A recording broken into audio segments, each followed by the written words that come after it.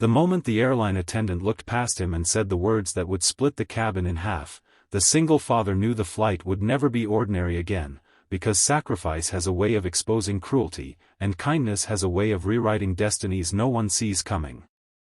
If you believe in kindness, second chances, and quiet sacrifices that change lives, take a second right now to like this video, comment your thoughts, share it with someone who needs hope, and subscribe to channel name, because stories like this deserve to be felt, not just watched. He had boarded the plane with tired eyes and a spine that carried more weight than luggage. Being a single father had taught him to fold exhaustion into neat corners and keep moving anyway. The first-class seat was a rare miracle, paid for with years of overtime, missed birthdays, and the quiet promise he'd made to his daughter that one day, life would feel lighter.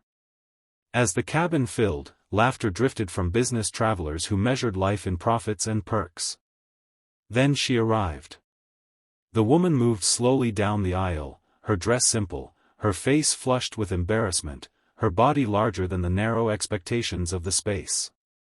Whispers followed her like turbulence. The word bride floated from someone's lips, paired cruelly with judgment. The attendants hesitated, glancing at seat numbers, at her size, at policies written without compassion. The air thickened with discomfort. That was when the father stood. He didn't speak loudly or dramatically.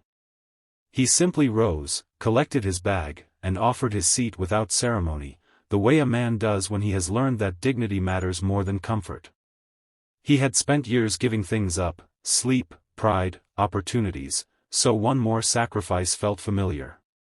He saw her eyes widen, saw disbelief soften into gratitude, and he nodded once, as if to say it was nothing, though it cost him more than anyone knew. The cabin exhaled, some relieved, others annoyed. He walked back to economy, folding himself into a smaller space, knees pressed tight, heart heavy but steady. He thought of his daughter's smile and how he wanted her to grow up in a world where kindness was muscle memory, not a performance. The flight lifted, and with it, a quiet storm brewed behind the scenes. The woman settled into the seat, hands trembling, breathing uneven. She had boarded with 1,000 fears, not the least of which was being seen as less than human.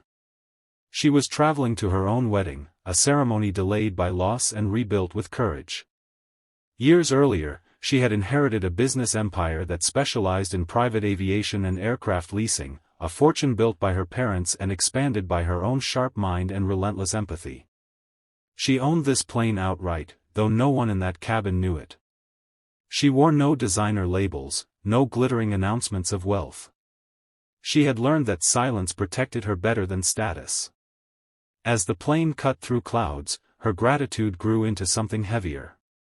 She noticed the man who had given up his seat trying to make himself invisible, shoulders hunched, eyes closed, as if rest could be summoned by will alone.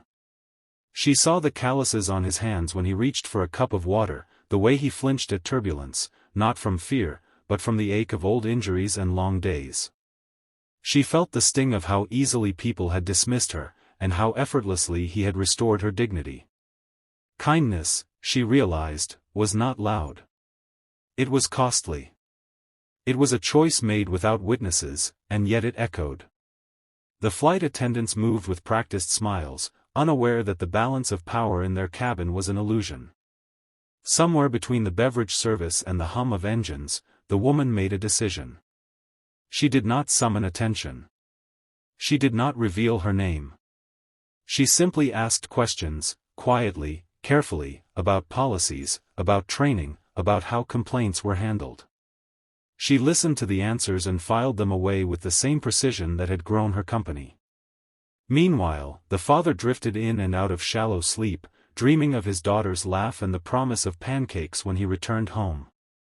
He woke once, staring at the ceiling, wondering if sacrifice always had to hurt this much to mean something. When the plane began its descent, the cabin shifted. The woman stood, steady now, and walked back, stopping at his row. She did not thank him with words that could be mistaken for pity. She met his eyes with respect and handed him a small card, plain and unassuming. Inside was an invitation, not to a meeting, but to a conversation. He nodded, unsure, his life a series of small uncertainties he had learned to accept. The plane landed. Applause rippled, the kind people give themselves for arriving safely, and the doors opened to a future no one could predict. Days later, the father stood in a modest office, walls lined with photographs of aircraft and smiling teams. He had nearly not come, convincing himself that hope was dangerous. But his daughter's voice echoed in his head, asking him to try. The woman greeted him not as a benefactor but as a peer. She spoke of leadership as service, of companies as communities, of the cost of ignoring humanity. She spoke of how she had watched him give up comfort without hesitation and how that single act told her more about character than any resume.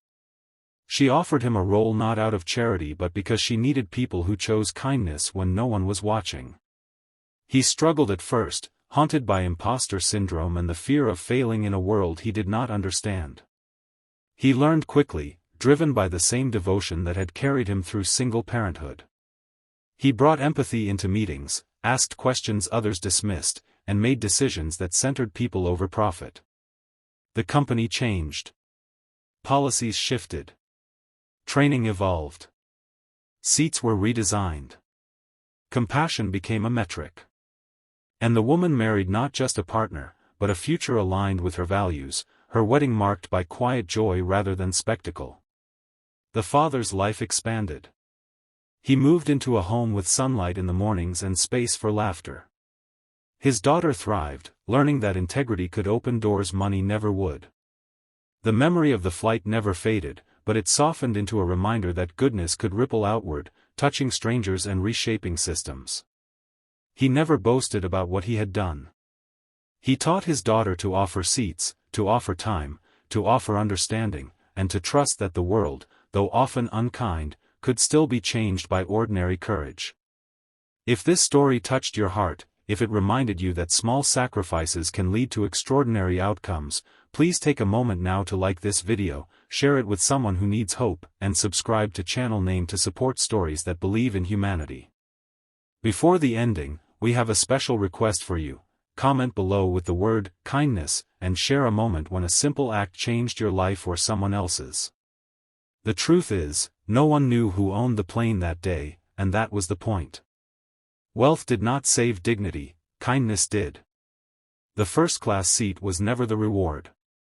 The reward was a life rewritten by a choice made in silence, a reminder that when we give without expecting anything back, the world has a way of returning the favor in ways we could never imagine.